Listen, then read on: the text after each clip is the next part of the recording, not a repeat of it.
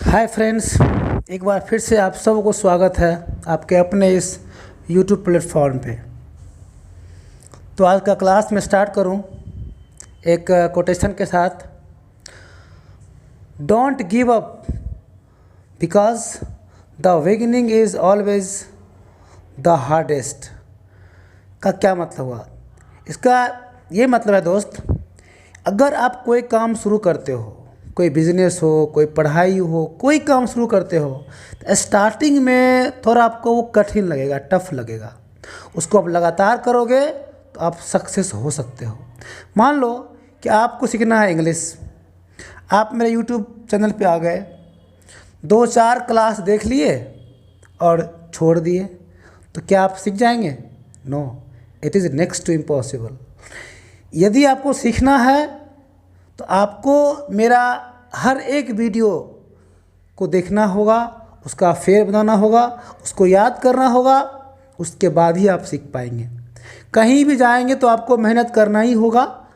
तो मैं आशा करता हूँ जो मैं बात में बोला हूँ उस पर आप ध्यान देंगे और लगातार वीडियो देखेंगे, उसका एक फेर बनाएंगे और उसको आप याद करेंगे तो आप डेफिनेटली सीख पाएंगे, गारंटी है मेरा। तो आज का क्लास मैं स्टार्ट करूं। मैं टॉपिक है आज का प्रीपोजिशन। तो इसका डेफिनेशन देखते हैं हम लोग क्या कहता है अ वर्ड और group of words which comes before a noun, pronoun, phrase, place, time, direction etc. to show the relationship of these words with other part of the sentence is called preposition. अब इसका हिंदी आप लिख सकते हैं,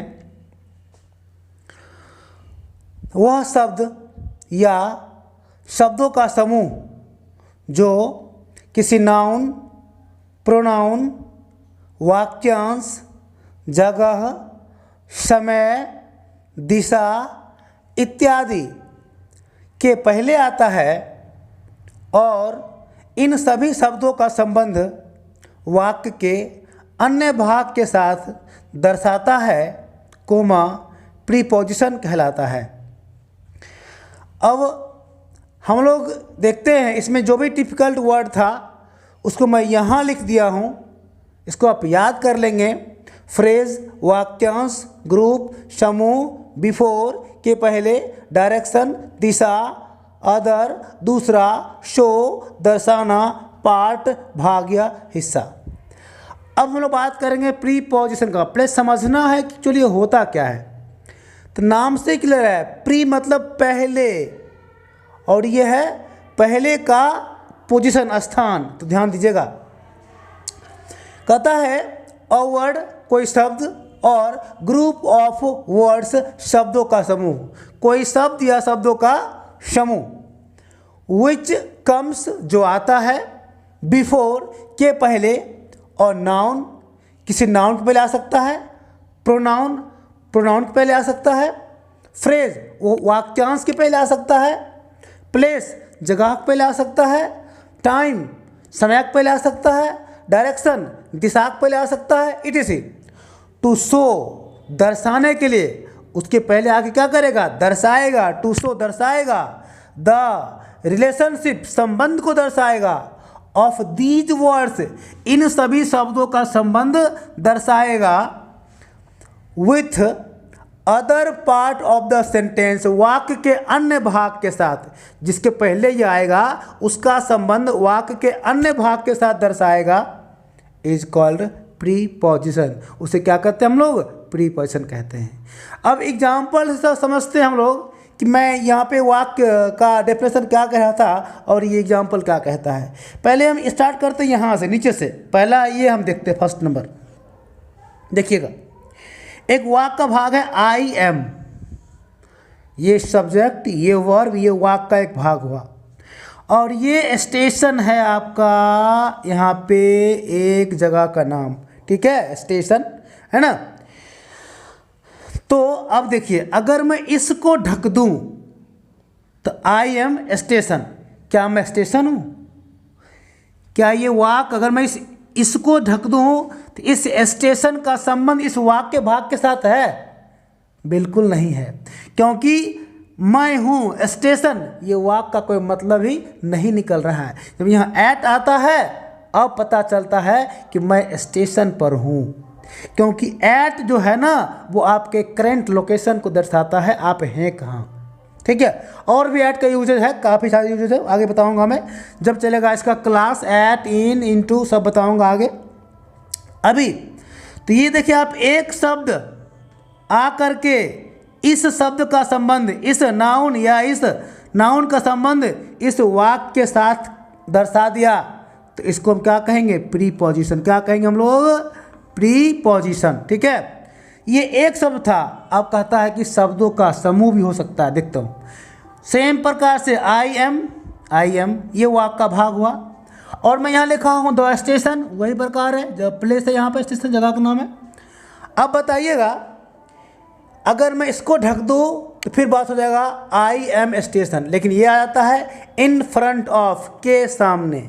ये तीन शब्दों का एक प्रीपोजिशन हुआ, इसका मतलब होता है के सामने, इन फ्रंट ऑफ। तो I am in front of the station, मैं स्टेशन के सामने हूँ। जब एट लगाया था सेम हुआ, आई एम और द स्टेशन सेम था, I am the station same है, लेकिन जब मैं एट लगाया था तो मैं स्टेशन पर हूँ, और जब मैं इन फ्रंट ऑफ लगा रहा हूँ तो मैं स्टेशन के सामने हूँ। तो इस शब्द का, इस स्टेशन का रिलेशन, संबंध इस वाक्य के साथ कौन दर्शा दिया? इन फ्रंट ऑफ। यहाँ पे एट, तो यहाँ पे एट प्रीपोजिशन है, यहाँ पर इन फ्रंट ऑफ, ये आपका क्या हो जाएगा? तो प्रीपोजिशन हो जाएगा, प्रीपोजिशन। ठीक है, चलिए अब मैं ऊपर से बात करता हूँ, एक एक एग्जाम्पल बात करूँगा, क्या कैसे है समझिएगा। पहला वाक्य लिखा हूँ, आई हैव टू डिस्ट्रीब्यूट, मुझे बांटना है चॉकलेट्स, चॉकलेट्स मुझे बांटना है। इस वर्ड में ढक दिया द चिल्ड्रेन, बच्चों। मुझे बांटना है चॉकलेट बच्चों, क्या कोई मतलब निकल पाया? अगर मैं इस वर्ड को ढक दूँ और मैं बोलूँ वाक्य का मतलब बताइए, तो मुझे बांटना है चॉकलेट, मुझे चॉकलेट बांटना है बच्चों, नहीं हो पाएगा। अमंग लगाऊंगा, अब मतलब हुआ के बीच। अमंग का मतलब क्या होता है? के बीच। तो जब मैं अमंग लगा दिया, मुझे चॉकलेट बांटना है बच्चों के बीच, बच्चों के बीच। ठीक है, अब देखिए तो दूसरा वाक्य देखता हूँ। तो ये आपका नाउन था, ये चिल्ड्रन का क्या था? ये आपका है नाउन। तो अभी आपने देखा कि यहाँ से यहाँ तक वाक्य का भाग था, यहाँ से यहाँ तक वाक्य का एक भाग है, और ये आपका यहाँ से यहाँ तक ये नाउन का भाग है, और इस नाउन का संबंध इस वाक्य से कौन दर्शाता है? अमंग।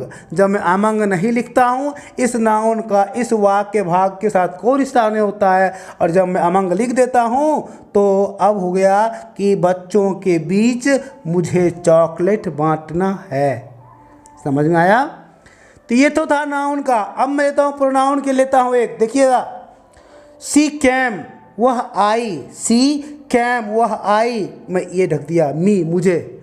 वह आई मुझे, क्या ऐसा वाक्य हो सकता है? अगर मैं इसको ढक दूँ, विथ को मैं ढक दूँ, सी कैम मी, वह आई मुझे, क्या ये वाक्य हो सकता है? कभी भी नहीं हो सकता है। जबकि मी आपका क्या है? प्रोनाउन है। मी आपका क्या है? प्रोनाउन है, जबकि यहाँ से यहाँ तक वाक्य का एक भाग है ना? सब्जेक्ट और वर्ब, वाक्य का भाग, कम का भी टू कैम, सी कैम वह आई। जब तक यहाँ पे मैं कुछ नहीं लगाऊंगा तो वह मेरे साथ आई। विथ का मतलब होता है के साथ, के साथ। अब इसका मतलब निकल पाया कि वह मेरे साथ आई। तो आप देख लिया कैसे किसी नाउन का संबंध दर्शाता है, कैसे किसी प्रोनाउन का संबंध दर्शाता है। अब आगे बढ़ते हैं। अगला वाक्य है, आई एम गोइंग स्कूल, जगह मैं कहाँ जा रहा हूँ? School, school. कब? तो सुबह में, है ना? अब देखिए, है ना, नहीं सॉरी, यहाँ पे एक काम कर लीजिए तो ज़्यादा अच्छा रहेगा। यहाँ पे आई एम गोइंग को ये हुआ पास्ट कंटिन्यू, आपको इसको लिखिए आई गो, ठीक है, तो अच्छा रहेगा। आई गो, मैं जाता हूँ, है ना। स्कूल, मैं स्कूल जाता हूँ। इन द मॉर्निंग, मैं सुबह में स्कूल जाता हूँ। आप देखिए ये वाक का भाग हुआ, ये सब्जेक्ट हुआ, ये वर्ब हुआ, है ना। और यहाँ पे टू स्कूल जो है, इसका संबंध टू जो है स्कूल का संबंध जोड़ता है किससे? मेरे जाने से, है ना। यहाँ पे इन जो है ये मॉर्निंग का संबंध जोड़ता है इस वाक के साथ। तो इस वाक में दो प्रीपोजिशन, एक टू और एक इन। टू जो है स्कूल का संबंध वाक से जोड़ता है और इन जो है वो मॉर्निंग का संबंध वाक से जोड़ता है और वाक बन जाता है I go to school in the morning. चलिए अब नेक्स्ट हम लोग देखते हैं। अगला क्वेश्चन है वी विल मीट, हम लोग मिलेंगे। मैं इसको ढक दूँ, मैं इसको मिटा दूँ, ठीक है। देखिएगा वी विल मीट, हम लोग मिलेंगे द लंच रूम, हम लोग मिलेंगे लंच रूम। क्या वाक से हो सकता कभी भी? ऐसा कोई बोलेगा कि हम लोग मिलेंगे लंच रूम? क्या पागल हो गए हैं? लंच रूम कैसे, है ना। अब है we will meet in the lunch room. देखिएगा इन, ये इन का कमाल है। जब तक इन नहीं आया था इस लंच रूम जो आपका नाउन है इसका इस वाक के भाग के साथ कोई रिश्ता नहीं था, लेकिन ज्यों ही इन आ गया अब इस नाउन का रिश्ता इस वाक के भाग के साथ हो गया ना। तो बस ऐसे ये प्लेस है, क्या है ये? प्लेस है। कहाँ मिलेंगे? तो लंच रूम में, है ना। प्लेस किचन रूम जहाँ पे हम लोग, अच्छा लंच रूम जहाँ हम लोग खाना खाते हैं बैठ करके, लंच रूम, वहाँ उसका नाम है। तो उसका एक नाम भी है, नाम जगह है वो कि नहीं। तो इसका मतलब हो गया कि हम लोग मिलेंगे कहाँ? तो लंच रूम में। जब तक में नहीं आएगा तब तक इस लंच रूम का इस वाक के साथ कोई रिश्ता होगा ही नहीं। अगला वाक देखिएगा द सन राइजेज, सूर्य उगता है इन द ईस्ट, पूरब में। अब इस में को मैं मिटा दूं, अगर मैं कहूँ वाक का मतलब बताइए, आप बोलिएगा द सन, सूर्य, राइजेज उगता है पूरब। सूर्य पूरब उगता है, सूर्य पूरब नहीं उगता है, सूर्य पूरब में उगता है। जब तक यहाँ मैं इन नहीं डालूंगा तब तक वाक का सेंस आएगा नहीं, इसलिए ये भी इन और ये भी इन, दोनों क्या हो गया? दोनों हो गया आपका प्रीपोजिशन। क्या हो गया? प्रीपोजिशन, ठीक है। तो अब इसका एक भाग होगा, लगभग 52 प्रीपोजिशंस हैं जिसको मैं पढ़ाऊँगा एक एक करके। एट, इन, इनटू, है ना, एक एक करके एट लिखूँगा, जितना उसका रूल्स होगा सब समझाऊँगा। फिर इन लिखूँगा, उसका समझाऊँगा। ऐसे करते करते 52 प्रीपोजिशंस हम आपको पढ़ने हैं।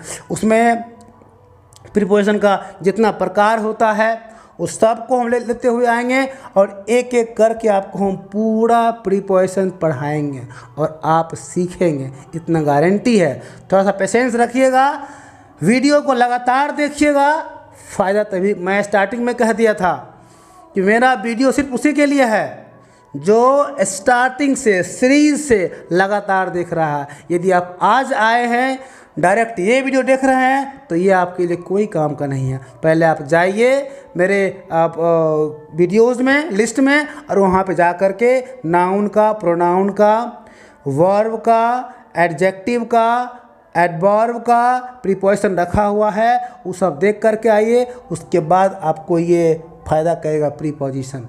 तो मेरा वीडियो हमेशा सीरीज़ में आएगा और आपको वहाँ जा कर के पढ़ना होगा, तभी आपको ये फ़ायदा करेगा। Thank you for watching this video. फिर मिलते हैं अगले एपिसोड में। थैंक्स।